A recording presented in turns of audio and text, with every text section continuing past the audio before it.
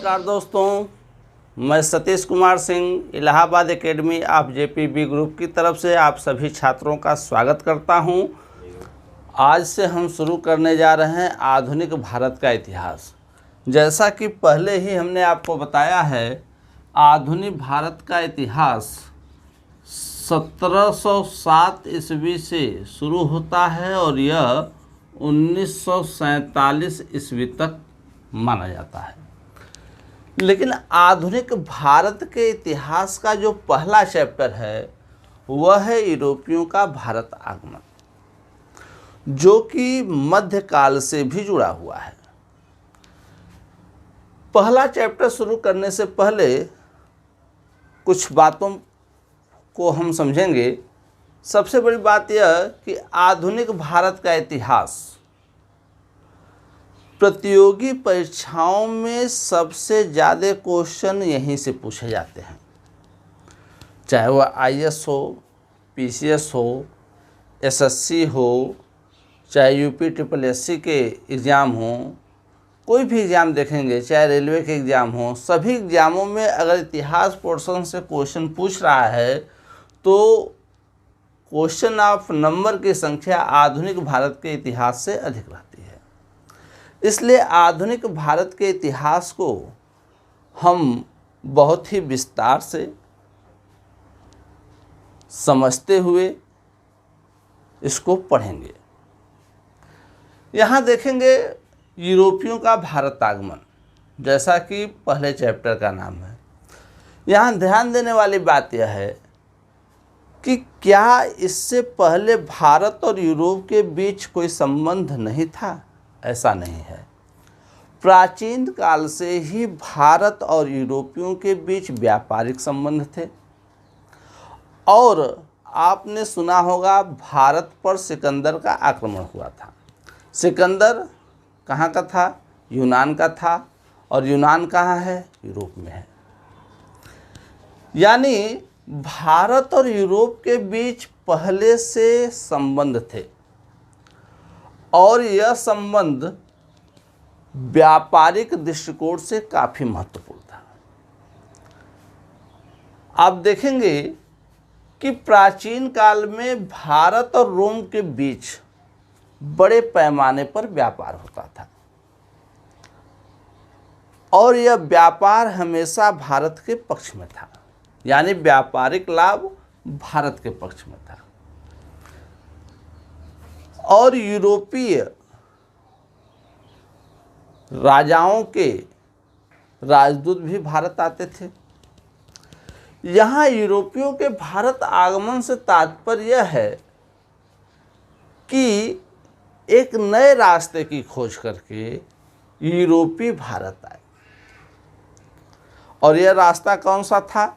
अगर मैप में आप देखेंगे तो अटलांटिक महासागर होते हुए हिंद से होते हुए हिंद महासागर होते हुए यह भारत पहुँचे। तो यहाँ महत्वपूर्ण प्रश्न यह है कि यूरोपियों को एक नए रास्ते की खोज कर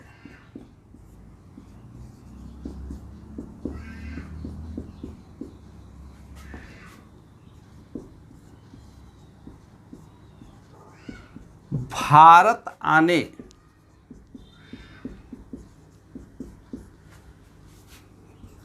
की आवश्यकता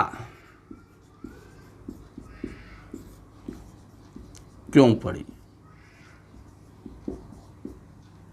या ये भी कह सकते हैं कि भारत आने के लिए इन्हें एक नए रास्ते की खोज करने की जरूरत क्यों पड़ी? इस कारण को जानने से पहले एक चीज़ हम ये आपको बता दें, या दो तीन चीज़ें आप लोग समझ लीजिए मैप के माध्यम से। यहाँ कुछ चीज़ें आप समझेंगे।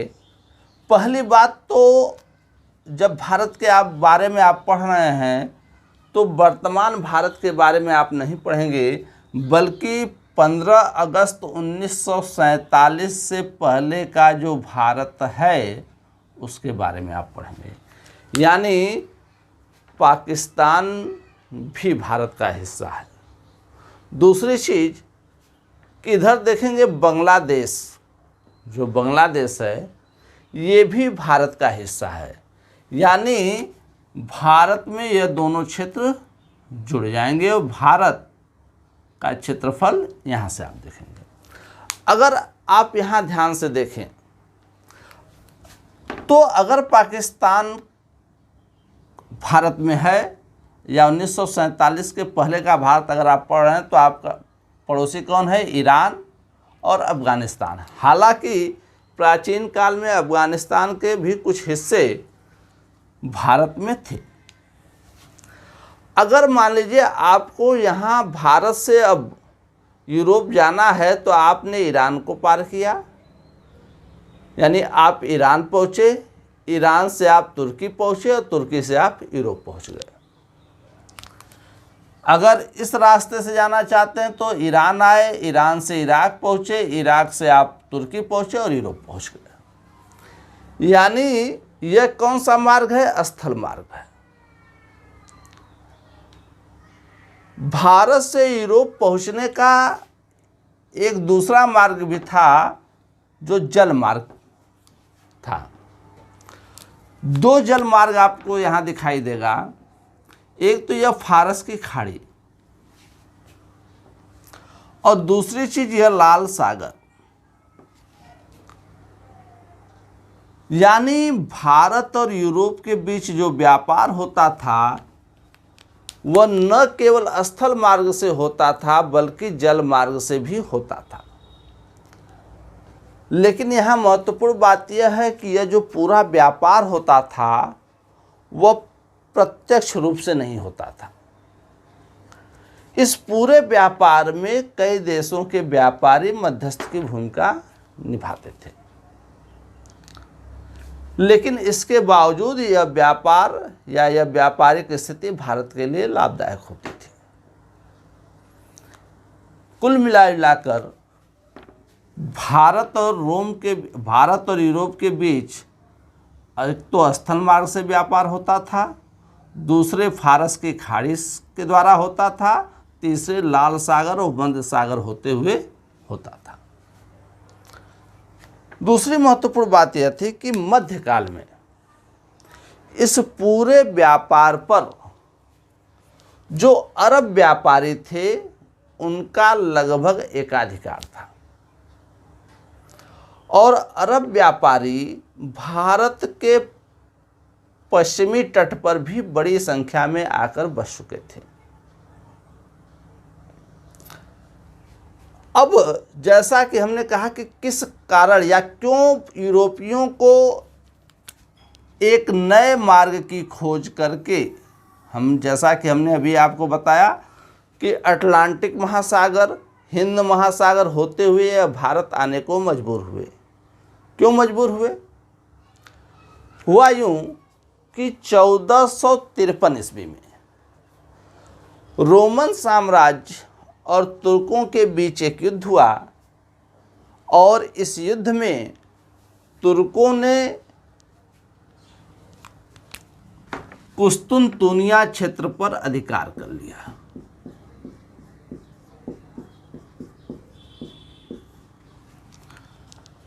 कुस्तुनतुनिया देखेंगे, कुस्तुनतुनिया को ही वर्तमान में इस्तांबुल कहा जाता है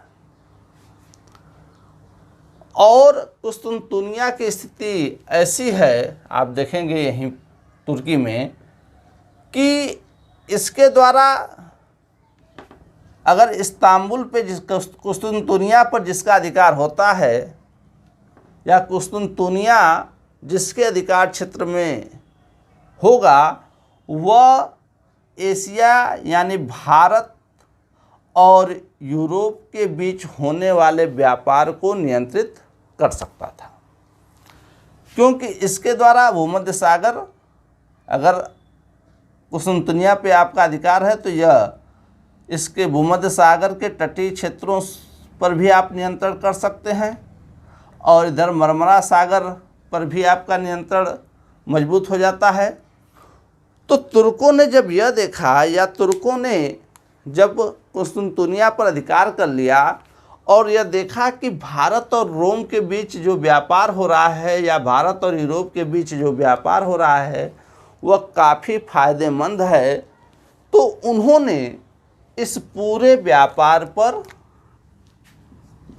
एकाधिकार स्थापित कर लिया।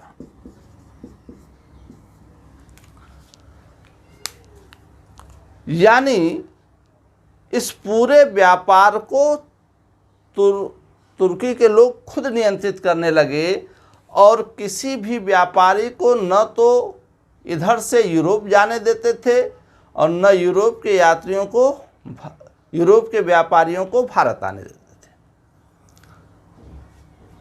इसलिए अब यूरोपियों को यह लगा कि भारत और पूर्वी देशों के साथ जो व्यापार हो रहा था पहले,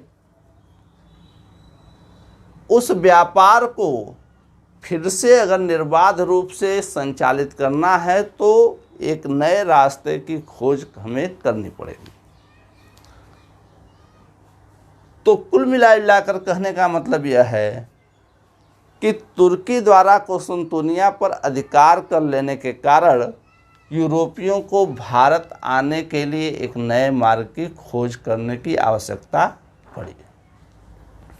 अब देखेंगे कि इस क्षेत्र में देखेंगे तो कई यात्रियों ने प्रयास किया, जिसमें पहला नाम है पुर्तगाल का एक यात्री है बार्थोलेम्यू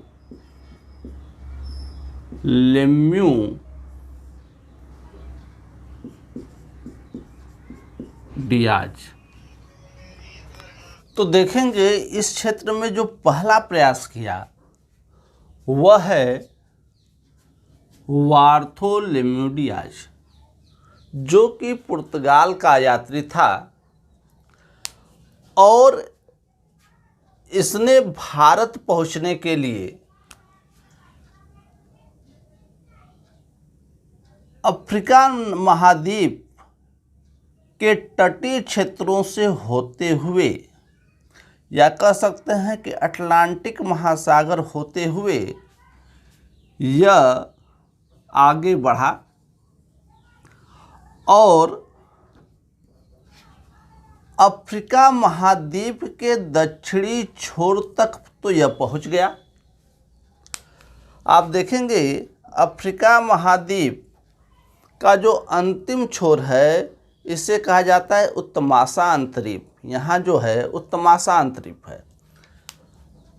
बार्थोलेम्यू डियाज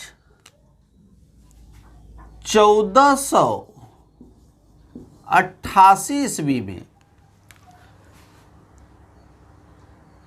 उत्तमासा अंतरीप तक तो पहुंच गया, परंतु इससे जब वह आगे बढ़ा तो वह समझ नहीं पाया कि आगे क्या कहाँ जाए। इसलिए बार्थोलेम्यू डियाज यहीं से वापस लौट गया। परंतु बार्थोलेम्यू डियाज ने जो पुर्तगाल से लेकर अफ्रीका महाद्वीप के दक्षिणी छोर तक जिस रास्ते की खोज की, उस रास्ते को नाम दिया गया केप ऑफ गुड होप मार्ग या उत्तमासा अंतरीप मार्ग। इसके बाद इस क्षेत्र में जो दूसरा नाम आता है वह है स्पेन का यात्री कोलंबस, जो 1492 ईस्वी में भारत पहुंचने के लिए एक नए मार्ग की खोज करने के लिए निकला, लेकिन समुद्री हवाओं के कारण इसका जहाज भटक गया और यह पहुंच गया उत्तरी अमेरिका महाद्वीप में, संयुक्त राज्य अमेरिका में। यानी कोलंबस ने एक नई दुनिया की खोज की जिसे संयुक्त राज्य अमेरिका के नाम से भी जाना जाता है। इसके बाद जो तीसरा नाम है वह है वास्को डी गामा का। वास्को डिगामा भी पुर्तगाल का यात्री था। वास्को डिगामा ने केप ऑफ गुड होप मार्ग का अनुसरण किया और हिंद महासागर में आगे बढ़ते हुए एक गुजराती पथ प्रदर्शक जिसका नाम कहीं कहीं अब्दुल मजीद मिलता है तो कहीं कहीं अब्दुल मनीद मिलता है। इस गुजराती पथ प्रदर्शक की सहायता से वास्को डिगामा 17 मई 1498 ईस्वी को 17 मई 1498 ईस्वी को भारत के कालीकट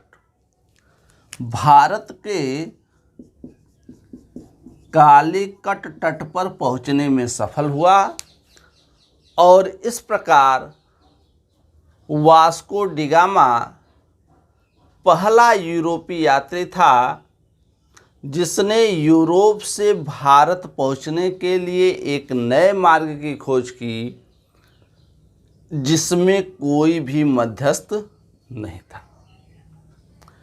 यानी भारत पहुंचने वाला पहला यूरोपीय कौन था? वास्को डिगामा, जो 17 मई 1498 ईस्वी को भारत के कालीकट तट पे पहुंचा। और यह क्वेश्चन देखेंगे आप कि छोटे बड़े एग्जामों में कई बार पूछा गया है। तो यह एक छोटी सी कहानी थी यूरोपियों के भारत पहुंचने की। यानी यहाँ स्पष्ट हो गया कि भारत पहुंचने वाले पहले यूरोपीय कौन थे? पुर्तगाली। अब इसके बाद की कहानी देखेंगे कि जैसे ही वास्को डिगामा भारत के कालीकट तट पर पहुंचा तो कालीकट का शासक किस समय था, जिसकी उपाधि, नाम तो नहीं मिलता लेकिन उपाधि नाम दोनों यही माना जाता है, जमोरिन। यानी कालीकट का शासक कौन था? जमोरिन। या कालीकट के शासक की उपाधि क्या थी? तो जमोरिन। जमोरिन ने वास्को डिगामा का स्वागत किया, लेकिन जैसे ही यह बात पता चली अरब, या कह सकते हैं कि भारत के पश्चिमी तट पर बसे अरब व्यापारियों को कि पुर्तगाल का यात्री वास्को डिगामा भारत पहुंच चुका है और वह जमोरिन से व्यापारिक सुविधाएं प्राप्त करना चाहता है, तो अरब व्यापारियों ने इसका विरोध करना शुरू कर दिया। अरब व्यापारियों ने यह पूरा प्रयास किया कि जमोरिन वास्को डिगामा को भारत से व्यापार करने की कोई सुविधा न दे। ऐसा क्यों? इसलिए,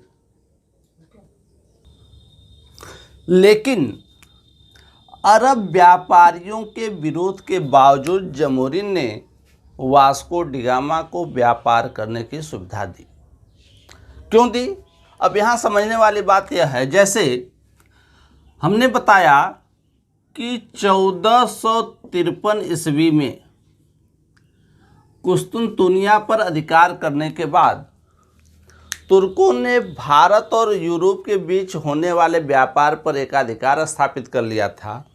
उसी प्रकार देखेंगे कि अरब व्यापारी जो थे पश्चिम तट और दक्षिण भारतीय व्यापार पर पूरी तरह एकाधिकार स्थापित किए हुए थे और अरब व्यापारी यह नहीं चाहते थे कि उनका यह एकाधिकार समाप्त हो।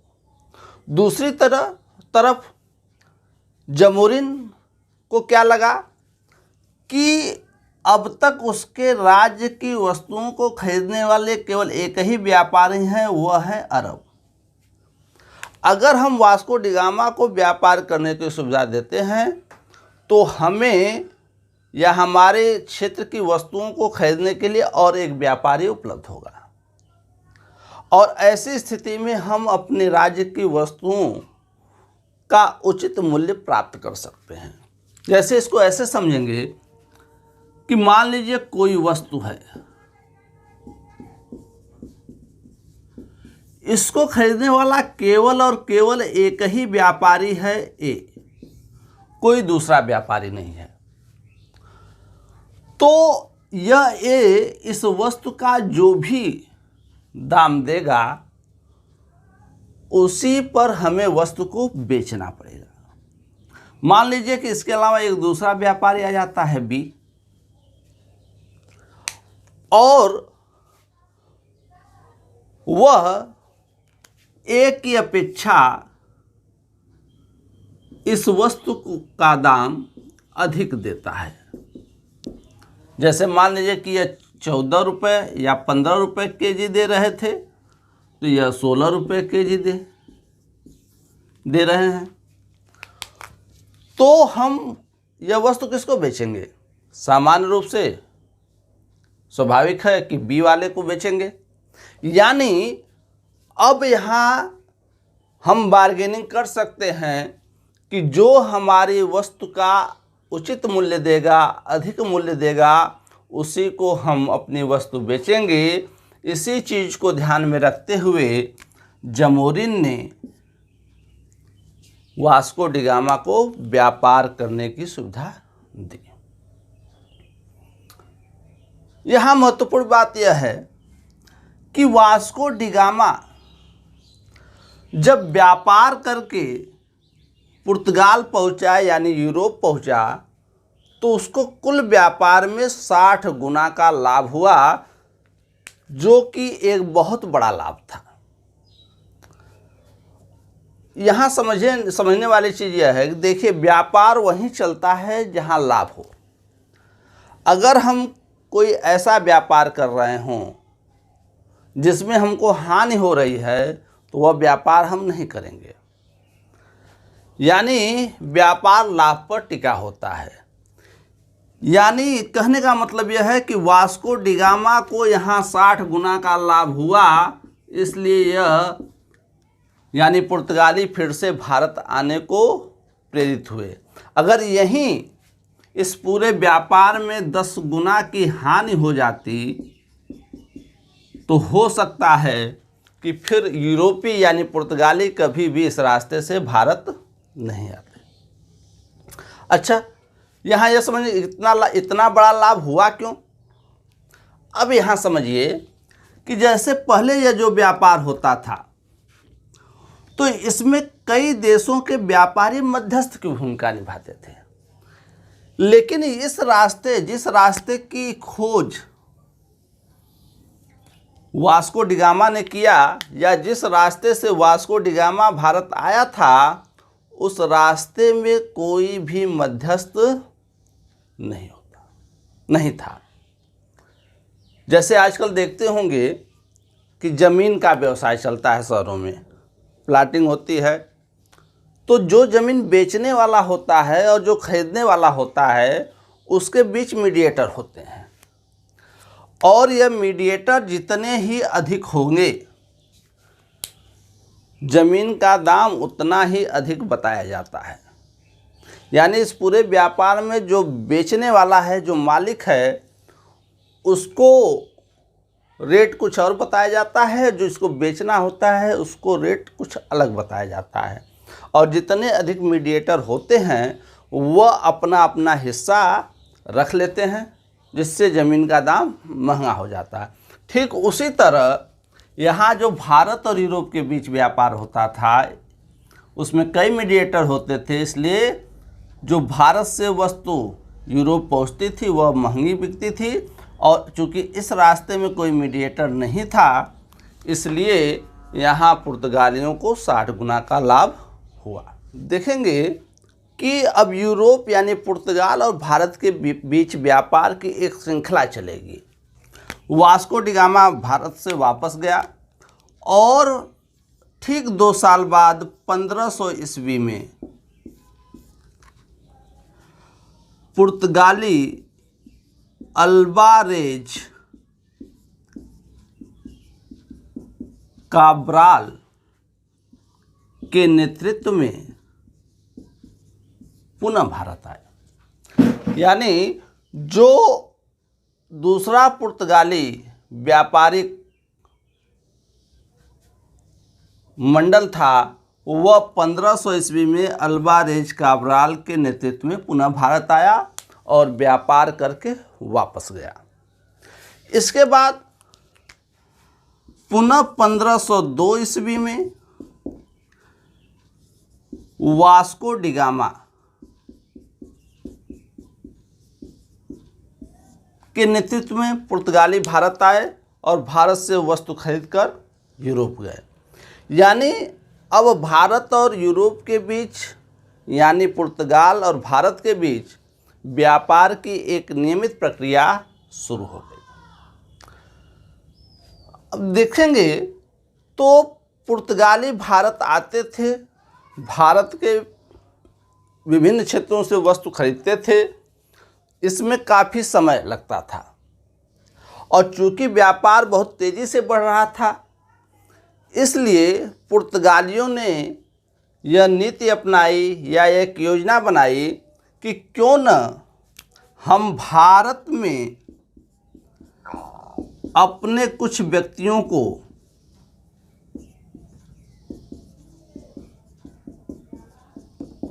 को रख दें जो भारत के विभिन्न क्षेत्रों से वस्तु खरीदकर इकट्ठा किए रहेंगे और हमारे जहाज आएंगे और वस्तु लेकर यहाँ से चले जाएंगे।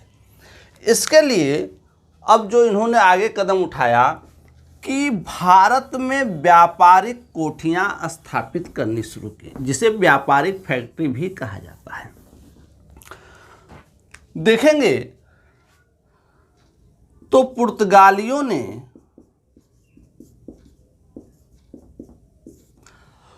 भारत में अपनी जो पहली व्यापारिक फैक्ट्री स्थापित की 1503 ईस्वी में कोचीन में।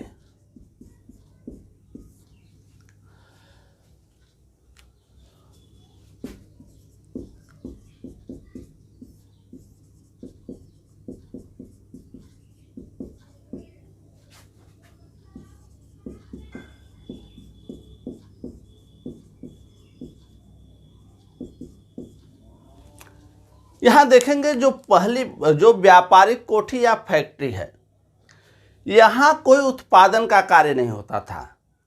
यहाँ देखेंगे कि कोई उत्पादन का कार्य नहीं होता था, बल्कि यहाँ वस्तुओं का संग्रह किया जाता था। जो भी वस्तु यूरोप भेजनी होती थी, पुर्तगाल भेजनी होती थी, उन वस्तुओं को खरीदकर इन व्यापारिक कोठियों में इकट्ठा किया जाता था। अब जैसे जैसे व्यापार बढ़ा, स्वाभाविक है कि व्यक्ति पुर्तगालियों से भारत में जो व्यक्ति नियुक्त किए जाएंगे उनकी संख्या भी बढ़ेगी, और जब संख्या बढ़ेगी, व्यापार बढ़ेगा, तो उसको नियंत्रित करने के लिए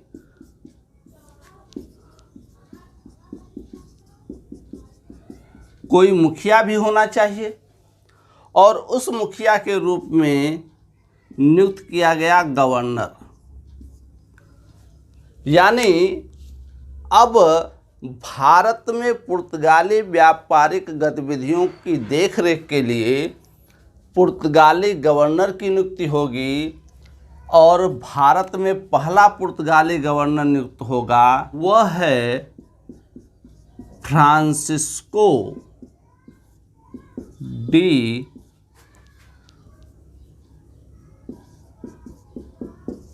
अल्मीडा, जो भारत में 1505 ईस्वी में 1505 ईस्वी से 1509 ईस्वी तक रहेगा। यानी 1505 ईस्वी में भारत में पहला पुर्तगाली गवर्नर फ्रांसिस्को डी अल्मीडा को नियुक्त किया गया। तो अब यहाँ हम देखेंगे कुछ गवर्नर को। यहाँ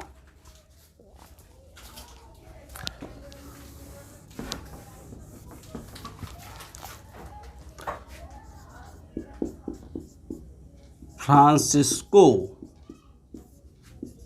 डी अल्मीडा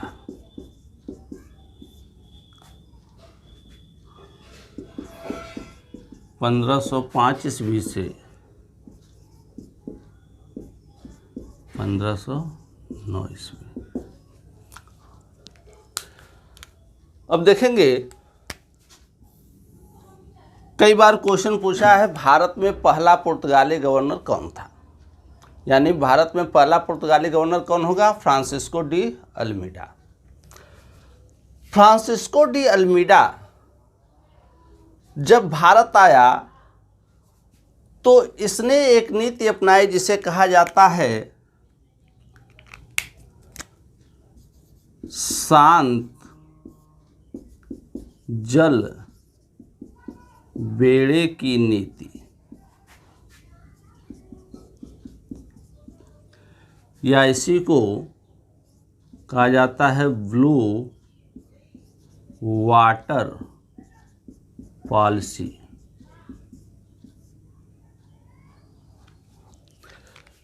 यानी शांत जल बेड़े की नीति के तहत अल्मीडा ने क्या किया कि भारतीय शासकों से बेहतर संबंध बनाते हुए भारत के तटीय क्षेत्रों में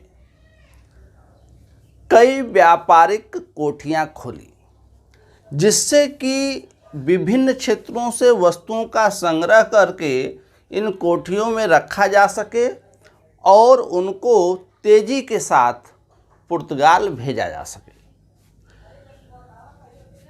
फ्रांसिस्को डी अल्मीडा की इस नीति, या कह सकते हैं कि भारत और पुर्तगाल के बीच बढ़ते व्यापार का जो सबसे ज़्यादा नुकसान हुआ वह दो देशों को हुआ। पहला था मिस्र और दूसरा था तुर्की। मिस्र और तुर्की को जो नुकसान हो रहा था, उस व्यापारिक नुकसान के क्रम को तोड़ने के लिए इन्होंने एक गुट बनाया, या यह एक योजना बनाई कि किसी तरह पुर्तगालियों को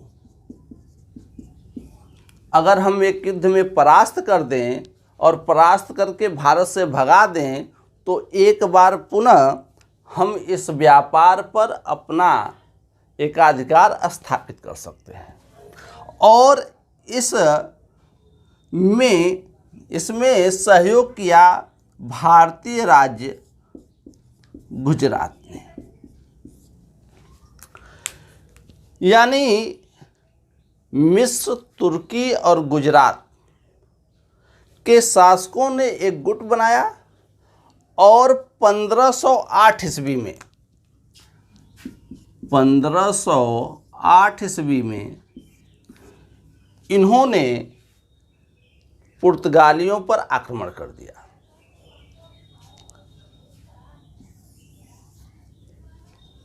पंद्रह सौ आठ में जो युद्ध हुआ उसे कहा जाता है चौल का युद्ध। 1508 में जो चौल का युद्ध हुआ उसमें मिस्र, तुर्की और गुजरात ने मिलकर पुर्तगालियों को परास्त कर दिया। लेकिन पुर्तगाली गवर्नर फ्रांसिस्को डी अल्मीडा ने हार नहीं मानी और ठीक कुछ महीने बाद 1509 ईस्वी में दीव के युद्ध में, दीव जो दमन दीव है, दमन दीव का जो दीव वाला हिस्सा है वहाँ पर युद्ध हुआ, इसलिए इसे कहा जाता है दीव का युद्ध। इस दीव के युद्ध में इन तीनों की संयुक्त सेना को बुरी तरह परास्त कर दिया और परास्त करके अपनी सेना और अपनी प्रभुसत्ता स्थापित की, और जो इन तीनों का उद्देश्य था उस उद्देश्य को फ्रांसिस्को डी अल्मीडा ने ध्वस्त कर दिया और भारतीय व्यापार पर अपने एकाधिकार को एक बार पुनः स्थापित किया। इसके बाद 1509 ईस्वी में फ्रांसिस्को डी अल्मीडा को भारत से वापस बुला लिया जाता है और इसके स्थान पर अल्फांसो डी अल्बुकर्क को भारत में दूसरा पुर्तगाली गवर्नर नियुक्त किया जाता है। तो अब हम देखेंगे कि अल्फांसो डी अल्बुकर्क 1509 ईस्वी से 1515 ईस्वी तक, यहाँ से देखेंगे सबसे ज़्यादा जो पुर्तगालियों में क्वेश्चन पूछा गया है वह अल्फांसो डी अल्बुकर्क से ही पूछा गया है। कई बार पूछा गया है कि भारत में दूसरा पुर्तगाली गवर्नर कौन था, भारत में पुर्तगाली शक्ति का वास्तविक संस्थापक कौन था, कई बार यह क्वेश्चन पूछा है। तो हम पढ़ते हैं अल्फांसो डी अल्बुकर्क को। अल्फांसो डी अल्बुकर्क 1509 ईस्वी में भारत में दूसरा पुर्तगाली गवर्नर बनकर आया और इसने कुछ नीतियां अपनाई, कुछ ऐसे कार्य किए जिसकी वजह से इसे भारत में पुर्तगाली शक्ति का वास्तविक संस्थापक कहा जाता है।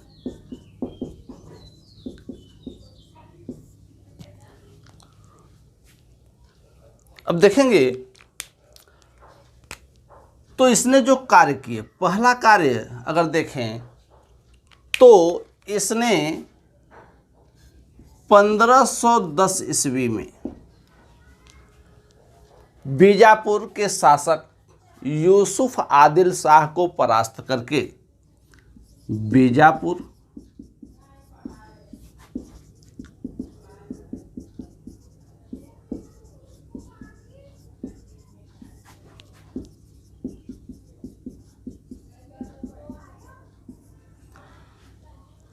यूसुफ आदिल शाह को परास्त करके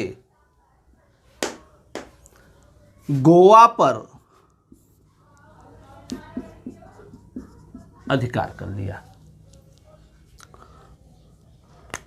दूसरा कार्य देखेंगे तो इसने कोचीन, जो जहाँ पर कि पुर्तगालियों ने अपनी पहली व्यापारिक फैक्ट्री स्थापित की, कोचीन को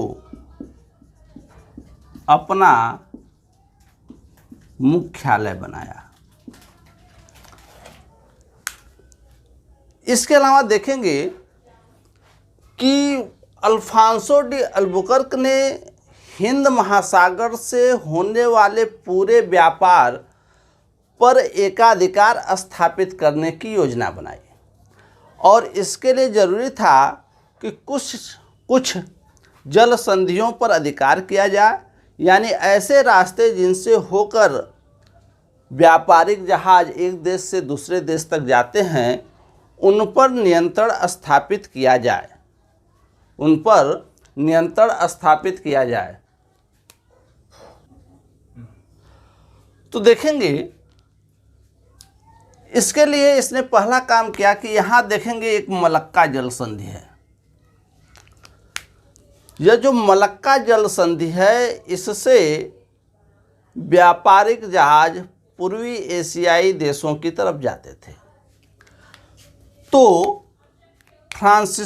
अल्फांसो डी अल्बुकर्क ने 1511 ईस्वी में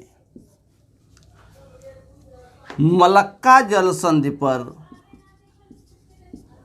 अधिकार कर लिया। इसके बाद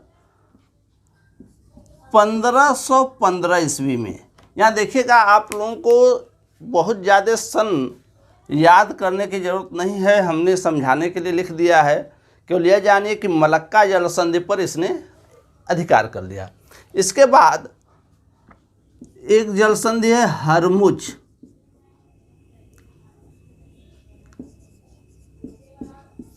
यहाँ देखेंगे तो यह जो फारस की खाड़ी वाला इलाका है, यहाँ पे हरमुज जल संधि है।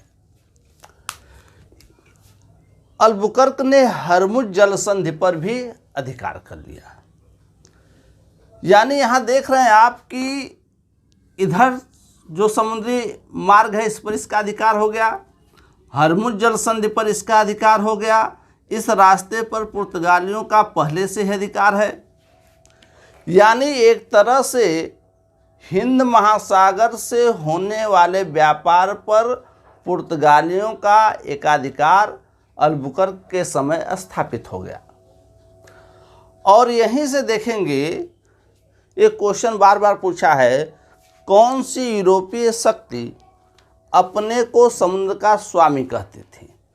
तो पुर्तगाली ही अपने को समुद्र का स्वामी कहते थे, क्योंकि समुद्र से होने वाले पूरे व्यापार पर इनका एकाधिकार स्थापित हो गया। और यह बाकायदे परमिट व्यवस्था इन्होंने लागू की। यानी बिना पुर्तगालियों के परमिट के यानी अनुमति के कोई भी राज्य, चाहे वो भारतीय राज्य हो चाहे अन्य कोई राज्य हो, वह व्यापार नहीं कर सकता था। जो अगला महत्वपूर्ण कार्य था अलबुकर्क का, इसने भारत में पुर्तगाली सत्ता को अस्थायी बनाने के लिए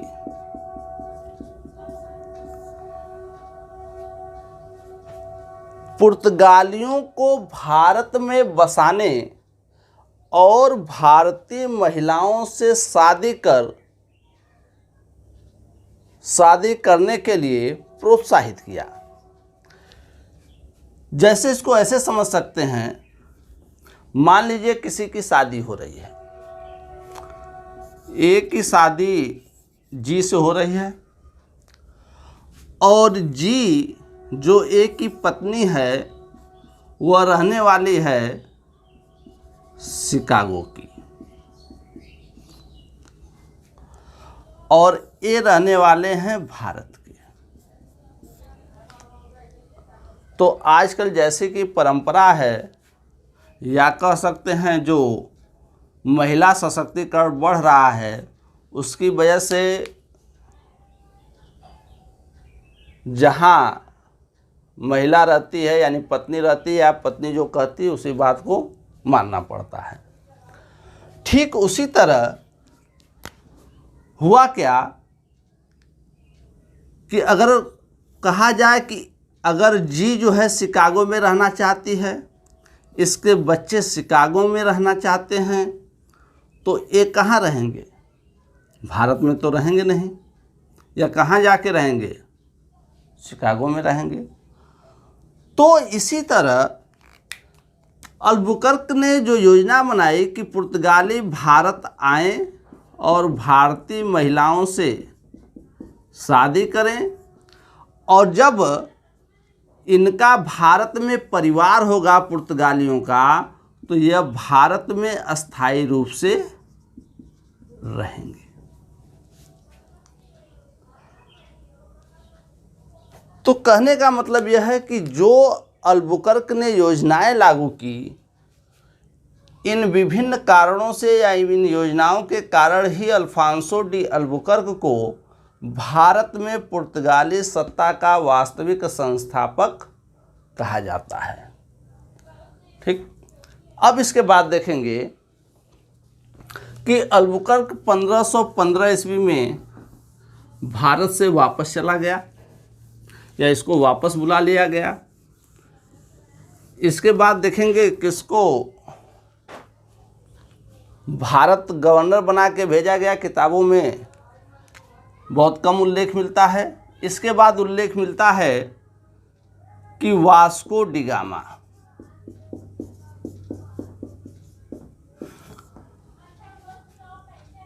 को 1524 ईस्वी में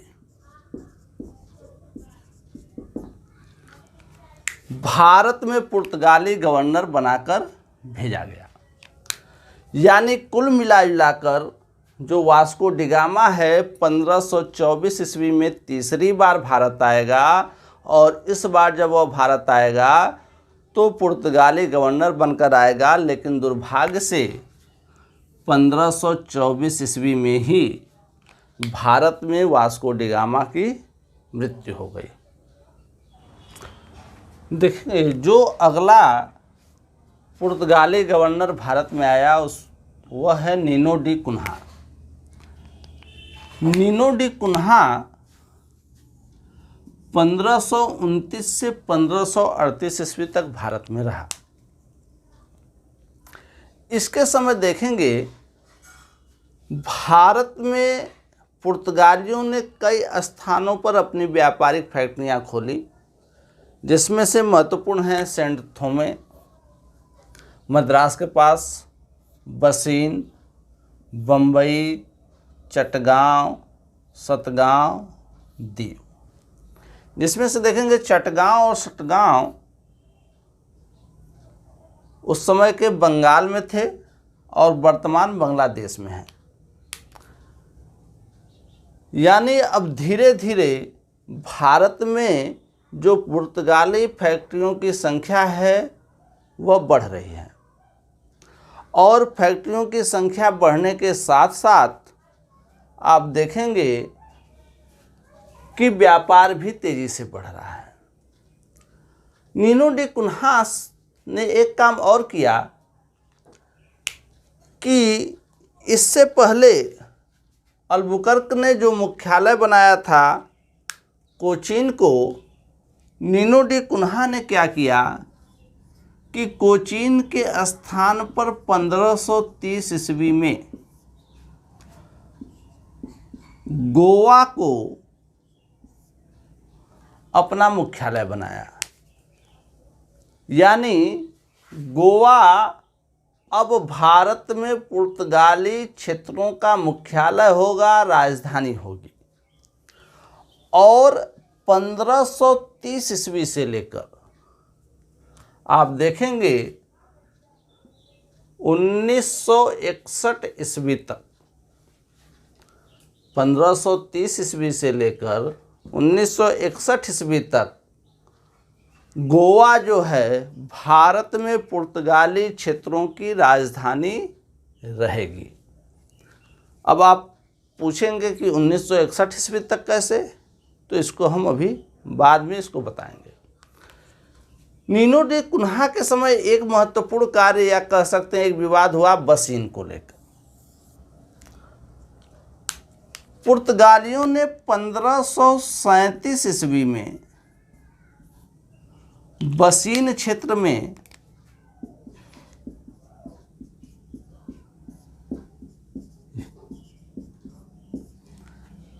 एक दीवार बनानी शुरू की, यानी दीवार खड़ी करनी शुरू की, जिसको लेकर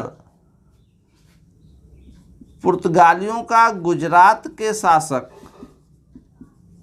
बहादुर शाह से विवाद हो गया।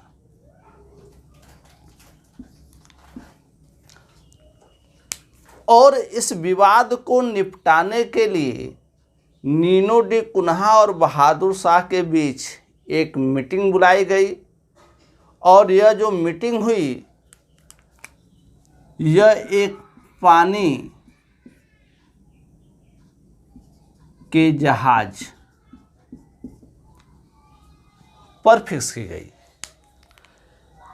दुर्भाग्यवश इस मीटिंग के दौरान बहादुर शाह और नीनो डी कुन्हा के बीच विवाद बढ़ गया और दोनों के बीच हाथापाई शुरू हो गई, और नीनो डी कुन्हा ने बहादुर शाह को समुद्र में डुबो कर इनकी हत्या कर दी। यानी बहादुर शाह को नीनो डी कुन्हा ने मार डाला। और इस क्वेश्चन को देखेंगे कि छोटे बड़े सभी एग्जामों में कई बार पूछा है।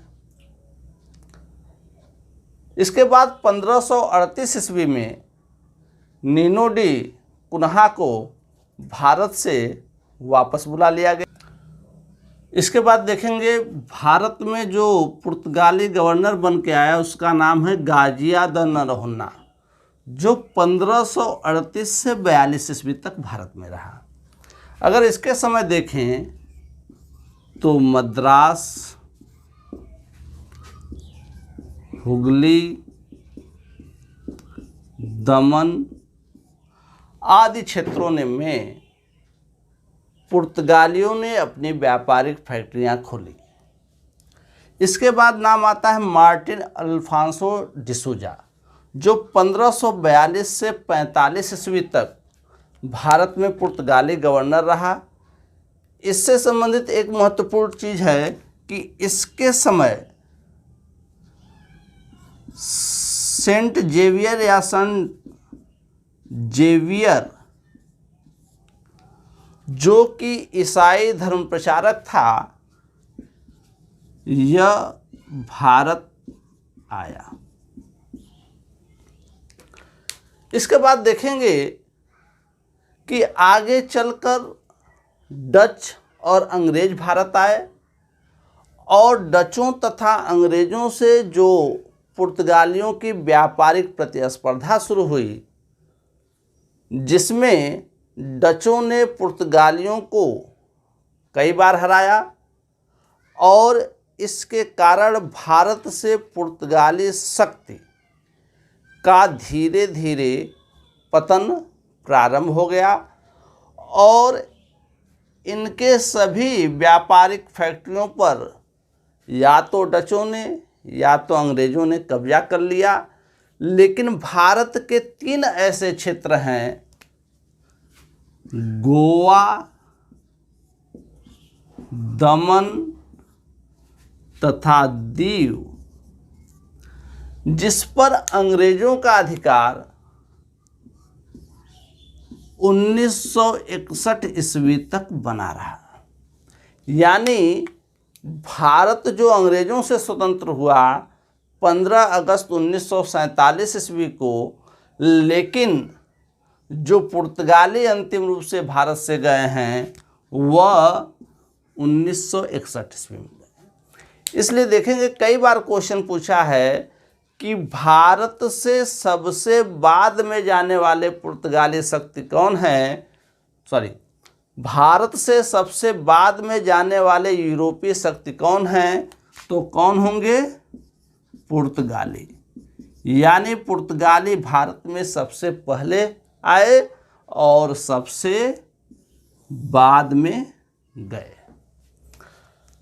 कुछ क्वेश्चन देखेंगे इसके अलावा जो पूछता है पुर्तगालियों के भारत आने के जो प्रभाव थे और भारत आने के बाद पुर्तगालियों ने कुछ नई चीज़ों की शुरुआत की, उनसे पूछता है। यहाँ देखेंगे पुर्तगाली जब भारत आए तो भारत आने के बाद अगर आप देखेंगे कुछ चीज़ों की इन्होंने खेती प्रारंभ की, जिसमें मक्का, तंबाकू,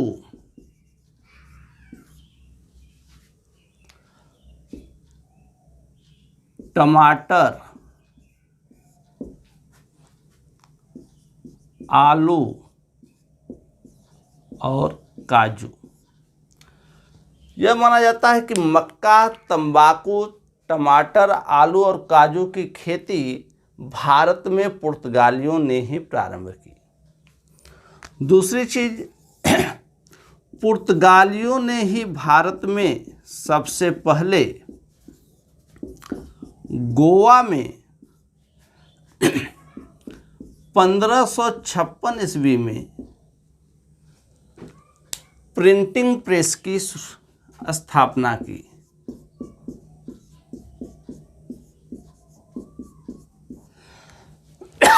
प्रिंटिंग प्रेस की स्थापना की।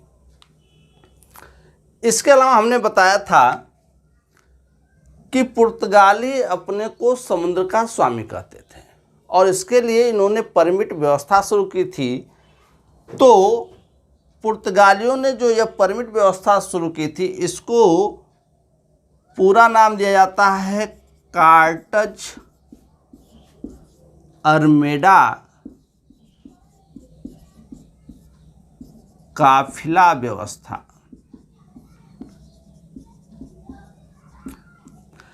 जिसके तहत पुर्तगाली दूसरे राज्यों को, चाहे वो भारतीय हो चाहे अन्य विदेशी, उनको परमिट जारी करते थे और इस परमिट के माध्यम से ही वह समुद्री मार्गों से व्यापार करते थे। जिनको परमिट प्राप्त नहीं होता था वह समुद्री मार्गों से व्यापार नहीं कर सकते थे। यहाँ देखने वाली बात यह है कि पुर्तगाली भारत आने वाले पहले यूरोपीय शक्ति थे और भारत से इन्होंने अच्छा खासा व्यापार भी किया।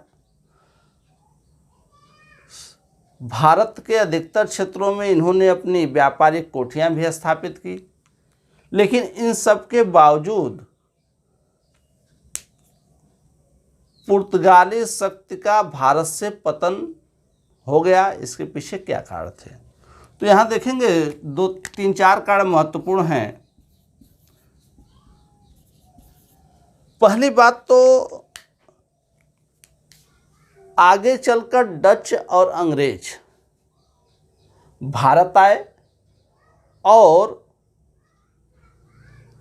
पुर्तगालियों की अपेक्षा डचों तथा अंग्रेजों की नौसेना काफ़ी मजबूत थी और इनके बीच जो व्यापारिक प्रतिस्पर्धा हुई उसमें पुर्तगालियों की पराजय हुई। दूसरा कारण कि आगे चलकर पुर्तगालियों ने दक्षिण अमेरिका महाद्वीप में ब्राज़ील की खोज की और ब्राज़ील पर उन्होंने अधिक ध्यान देना शुरू किया, जिसके पीछे कारण यह था कि ब्राज़ील से वह सभी वस्तुएं प्राप्त हो जाती थी जो इनको भारत से प्राप्त होती थी। तीसरी चीज़ कि पुर्तगालियों ने भारतीयों के धार्मिक मामलों में प्रारंभ से ही हस्तक्षेप करना शुरू किया और भारतीयों को ईसाई धर्म में परिवर्तित करना शुरू किया, जिसके कारण इनके प्रति भारतीयों में एक विद्वेष की भावना पैदा हुई और भारतीय राजाओं ने इनको संरक्षण देना बंद कर दिया। ठीक, तो यह है आपका पुर्तगालियों का भारत आगमन और भारत में पुर्तगाली शक्ति का पतन कैसे हुआ। इसके साथ ही आपका यह टॉपिक समाप्त होता है। कल हम आपके सामने डचों के भारत आगमन की शुरुआत करें।